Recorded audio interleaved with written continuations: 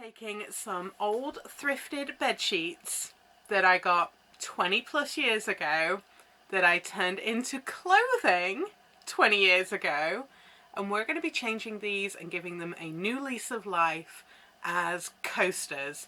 Super easy project, super giftable, really easy for you as a beginner sewer, and we're going to do it all on my old vintage machine. So let's get to it. So we're going to take some fabric. You don't have to use bed sheets, of course. You could also use some quilting cotton stuff. I've got some quilting cotton and things here that are already in my stash. These have been things that I have been gifted, things that I have thrifted. And what we're going to be doing is we're going to be turning them into little patchwork that is going to become a coaster. These are super easy to make, easy peasy for a beginner, and they don't take too long, so you can make them in a batch and you can have something that is ready to go for a gift that you need in a hurry. You need some sort of cutting implement. That could be fabric scissors. I'm using my rotary cutter because that's what I prefer, and I'm able to do this a lot quicker with that. I'm also using a ruler. I'm just using a longer ruler here. This one is 24 inches by 6 inches. You don't need one that big. I just prefer to use longer rulers because I'm cutting the fabric down, bigger pieces of fabric down into strips and things that I can then cut and use in various other scrappy projects. So that's really what you're going to need in terms of tools. You can also, if you're worried about things moving around, you can get some pins. So grab some pins if you want. You're also going to need a sewing machine with thread and a full bobbin. So I've cut a piece off the bed sheet. And what we're going to be doing is we're going to be making these squares first. And those start out as a 2.5 inch square. So I'm just lining up my ruler so it's 2.5 inches, making a cut. I will put that to one side, just lining this up so it's 2.5 inches, cut, 2.5 inches, and cut. And all I am doing here is I'm placing the two right sides together of the 2.5 inch squares, and then I'm stitching a 1/4 inch seam allowance using a patchwork foot. So here I'm just lining up those two edges, making sure everything fits nicely, and then I'm chain piecing all of this together. So this is a really great way to be able to stitch everything together and make the most of your thread. So do that for each piece of patchwork. There's going to be 4 2.5 inch squares that are needed for each top, because this is a simple 4-piece patchwork. So stitch them together and then I'll meet you at the next step. Once your two pieces are stitched together, we then need to stitch those two patches together into a 4 patch. So to do that, what we want to do is to line up our seams. So we want one seam to go in one direction and the other seam to go in the opposite direction so they will nest. The easiest way to do this is to press them with a hot iron. So you have one going to the left, one going to the right, and then you nest those seams together, hold it with a pin, and then you can run them through the sewing machine with a 1/4 inch seam. And that's all that I am doing here. So I've already lined everything up. I'm just double checking it again by eye just to make sure that those seams are nesting nicely and that everything will run through the sewing machine nice and evenly. And it's fine to go slow while you are doing this. You don't want those seams to flip up while you're doing it. So here I am just readjusting a seam that is getting a little bit twisted underneath that patchwork foot. So I'm just moving that seam so it lays flat, putting the presser foot down, and then continuing to stitch. Slow and steady. This isn't a race. Take your time and enjoy the process.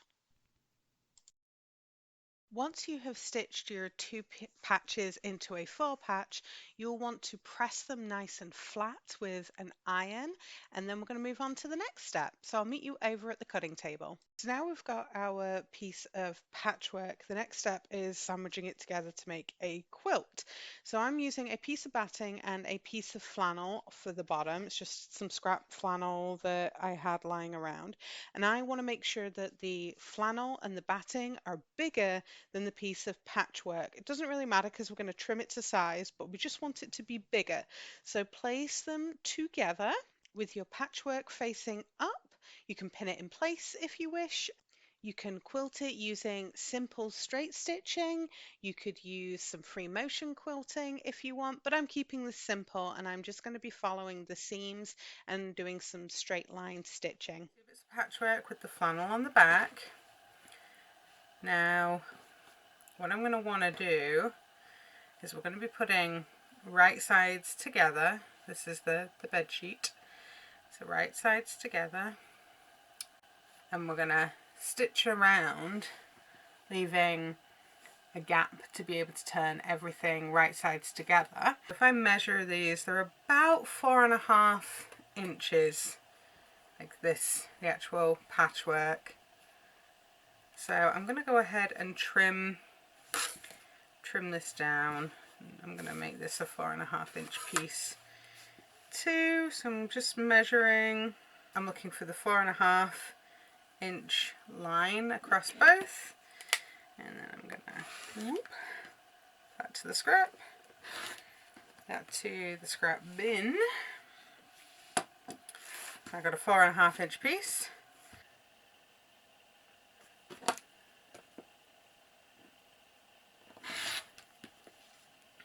Just neatening off the edge as best as I can. Doesn't matter if there's a little bit of a gap around it. Like you can see, there's some batting that's poking out because once this is stitched on with a seam around it, it's going to be a little smaller.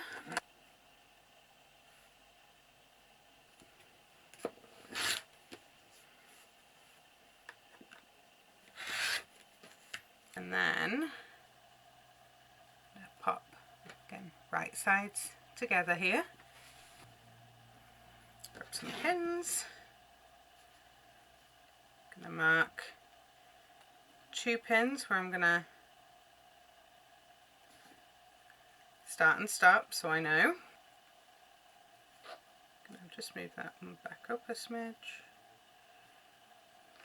We are going to be putting about 1/2 inch seam on these to join the pieces together. So back stitch at the beginning, and then we're going to stitch forward 1/2 inch all the way around. Go careful and make sure to pivot at the corners.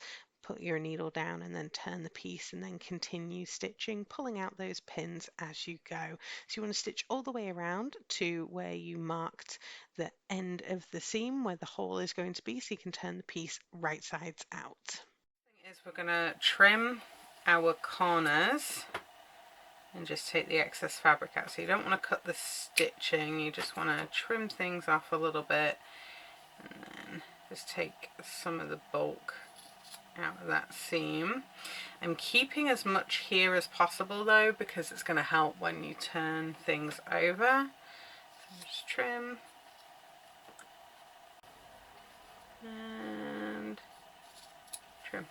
Now we can turn things inside out, and this is where it's important to not use too much batting, especially if you're working on a small piece like this patchwork, because it's going to be really difficult to turn things inside out. So carefully turn things inside out. You want to push out those corners carefully as much as you can.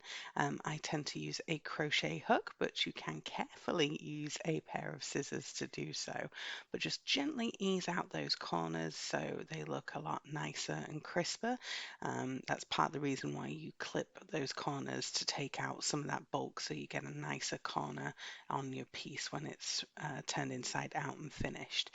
So once everything is turned inside out, we want to give it a press and tuck those seams in so that they lay level with everything else.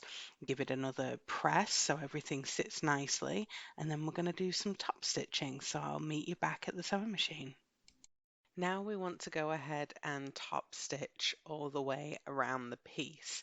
I'm using about 1/8 of an inch seam allowance as I'm stitching through. You want to make sure that you do a back stitch to help secure those threads as we go, and you really want your stitch lengths to be a little bit longer while you are doing a top stitch. It definitely makes the stitching look a lot nicer.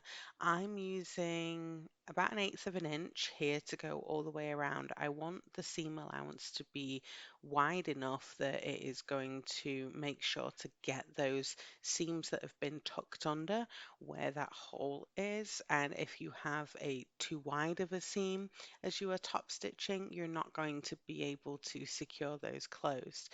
Of course, you don't have to do a top stitch all the way around. You could just ladder stitch or whip stitch that opening closed and press the piece and you are done. But I quite like the look of a top stitch, and it helps to secure that back panel that we stitched on to the front as well and stop things moving around, because we only stitched the patchwork to the piece of batting and a piece of flannel that are now inside the coaster, whereas on a traditional piece of patchwork you are quilting through the backing, the batting or the wadding on the inside, and the patchwork on top. So I think a bit of top stitching just helps kind of keep those little layers together.